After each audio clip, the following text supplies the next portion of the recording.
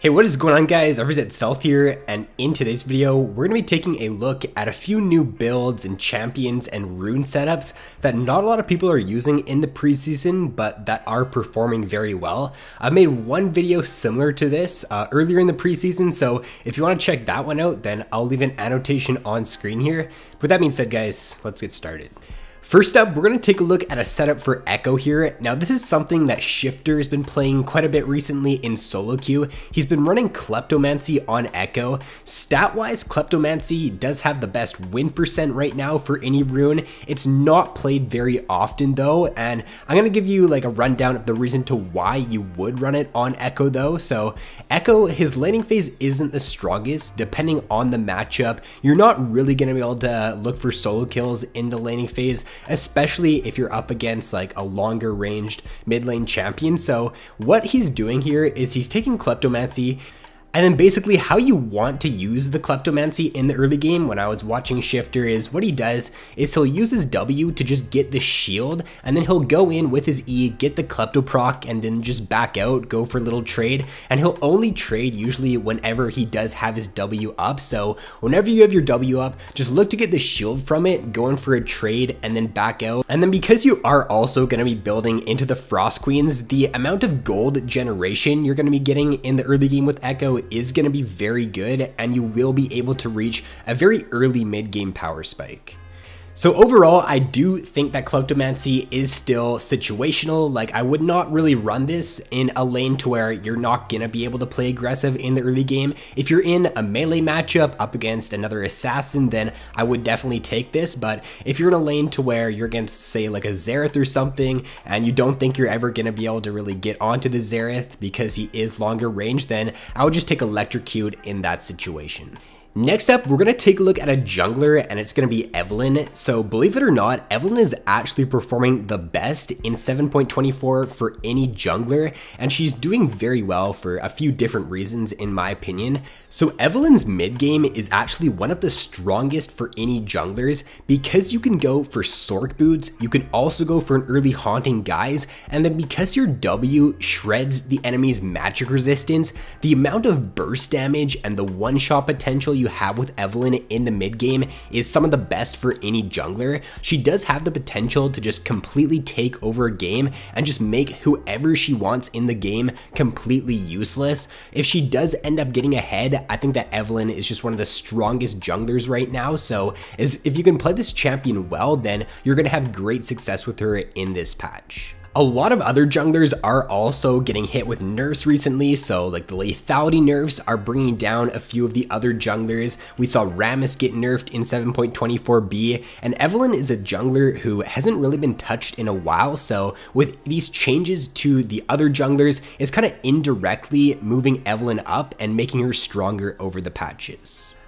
And then I just want to take a look at the build here for Evelyn because there is a very unique one right now that a lot of pro players are running. What they're doing is they're going for an early Frostfang on their first base. The reason they're doing this, there's a few different reasons. The first one is that Frostfang is a very cost efficient item. A lot of the time you're going to be able to generate enough gold throughout the game to make the Frostfang basically pay for itself. Number two is because Frostfang actually does allow you to deal quite a bit of damage in the early game with your full burst combo on Evelyn. Because Frostfang deals 18 magic damage on hit, it means that when you're going for a gank and you get your full combo off, you're gonna actually be adding quite a bit of damage there if you do end up going for the Frostfang. And then you're also gonna be getting some CDR from the item in the early game, so that's always good on a champion like Evelyn.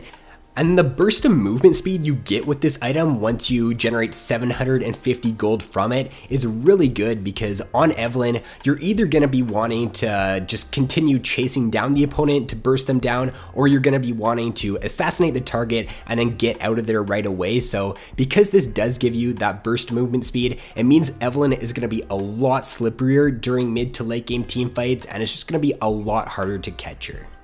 So next up, we're going to take a look at Jhin in this patch, and Jhin is doing very well right now with either Comet or Fleet Footwork. With the Fleet Footwork buffs, it does actually have a slightly better win rate than Comet. I think that these runes right now on Jhin are situational, and you should definitely change it up depending on your lane. So I think that if you are in one of these meta lanes right now where you have your Leona or your Braum or your Alistair or just any support that wants to play aggressive, then you should be running that Comet 100% of the time. But if you are in a lane where you've got that Janna or a Soraka or just a support that isn't going to be playing aggressive, or if you are in a harder lane to where you don't think you're really going to be able to trade very much in the early game, then I would take Fleet Footwork on Jhin. But most people right now, they're still running Comet, but I would definitely be switching it up depending on the situation. These next two champions are going to be top lane picks that are performing very well with Klepto Mansi in this patch. Now the first one here is Tank Karma. So Tank Karma is actually performing better than mid lane or support Karma in 7.24, and what people are doing for the rune setup on Karma is they are taking the Klepto Mansi because you do have those very short cooldown abilities with Karma. The amount of Klepto procs you can get in the laning phase in melee matchups is actually insane, and you're just going to be able to generate so much gold and a ton of resources if you are running this on top lane Karma.